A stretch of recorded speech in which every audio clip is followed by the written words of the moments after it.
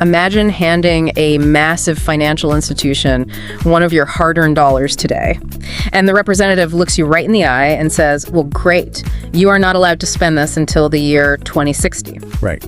And if you even try to access it before then, the government will fine you heavily. I mean, you'd call it a scam, right? Yeah. You would probably walk right out of the building. You absolutely would. But millions of you do exactly this every single time you get a paycheck.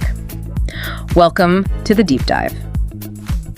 Today, we are taking a very intense look at some source material that analyzes the absolute pillars of the traditional American dream. The so-called safety nets. Exactly, because from the time you are old enough to understand money, a very specific script is handed to you.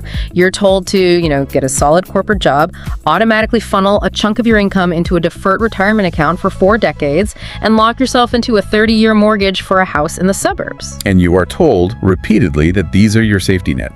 Right. But if you actually subject those safety nets to ruthless financial analysis, a much, much darker reality emerges. Reading through these documents, I found myself getting deeply alarmed because the behavioral economists and institutional strategists in this research, they don't view these paths as safety nets. No, they do not. They view them as engineered wealth prisons. Wealth prisons. I mean, the framing completely flips everything you are taught about financial responsibility. Well, you have to strip away the emotional comfort that marketing departments have attached to words like retirement or home ownership. Right. When you examine the actual structural mechanics of these financial products, the terminology of a prison is chillingly accurate. Wow. The traditional system is designed with a singular, highly efficient purpose: to extract maximum economic output from you during your absolute prime physical and cognitive years. And in return, the system promises you freedom only at the exact point in your life when your bodily capacities naturally begin to decay. man, that is just... Okay, let's unpack this. Because trading your entire youth for a gold watch and, a modest portfolio at age 65, it's a concept so deeply ingrained in corporate culture that you rarely stop to question the actual mathematics behind the trade. Very few people do the math. The sources refer to this entire framework as the 40-year sentence, and trying to visualize what that actually means in a practical daily sense. I was thinking about this. Is saving for traditional retirement essentially buying an incredibly expensive ticket for a massive once-in-a-lifetime vacation, but the catch is you're only allowed to take the trip when you're physically too exhausted to travel? That analogy holds up perfectly against the data. You are describing a concept the economists in these sources call the time value of freedom. The time value of freedom, because we always hear about the time value of money, right? Exactly. Yeah. In finance, you're constantly taught about the time value of money. Yeah. How $1 today is worth more than $1 tomorrow because of its earning potential. Sure. But the institutional system completely ignores the time value of the human experience. Let's analyze this objectively.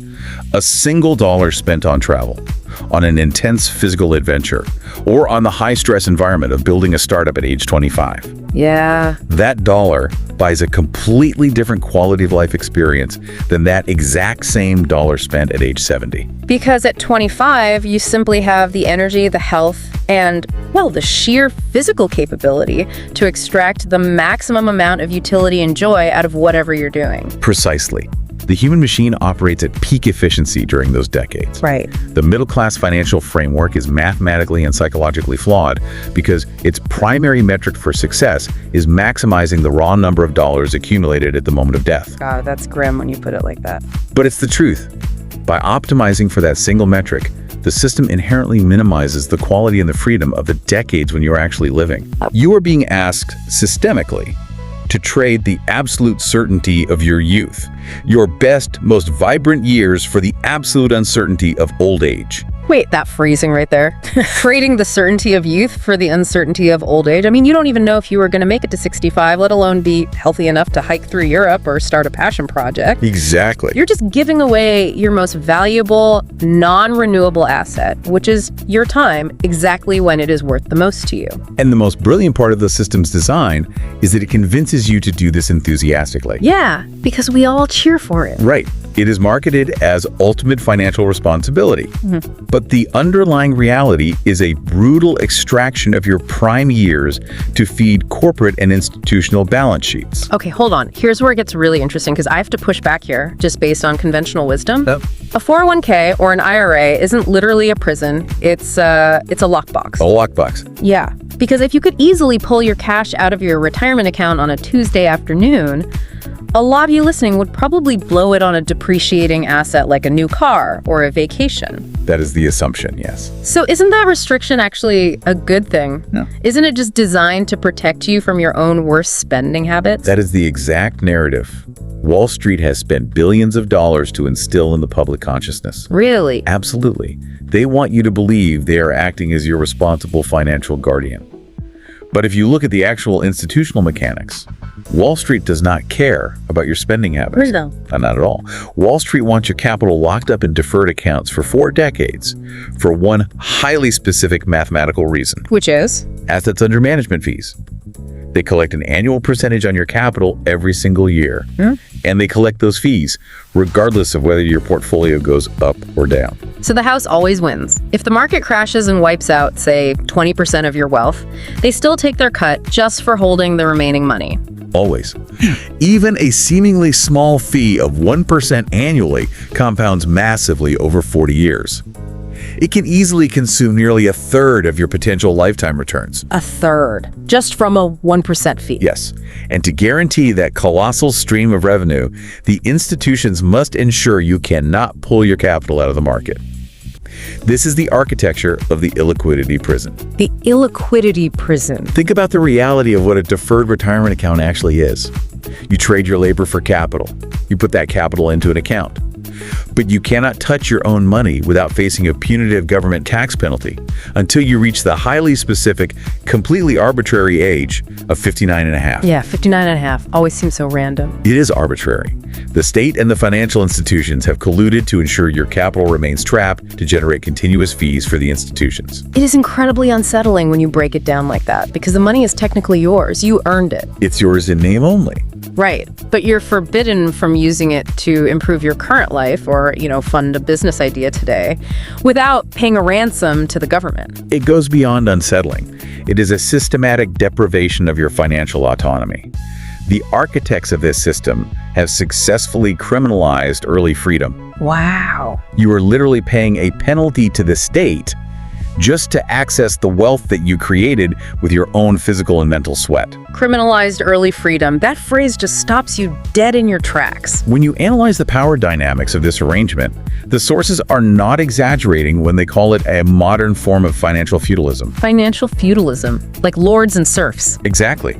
You act as a serf, working the land, and the institutional overlords demand a massive cut if you try to leave the estate early or use the harvest for yourself. So you are penalized for wanting to use your own labor to buy back your own time before the culturally approved age of decay. The 40-year sentence requires total compliance, and the illiquidity of your capital ensures that compliance. Okay, so Wall Street has your cash locked up in the financial vault, but you still need a place to live, right?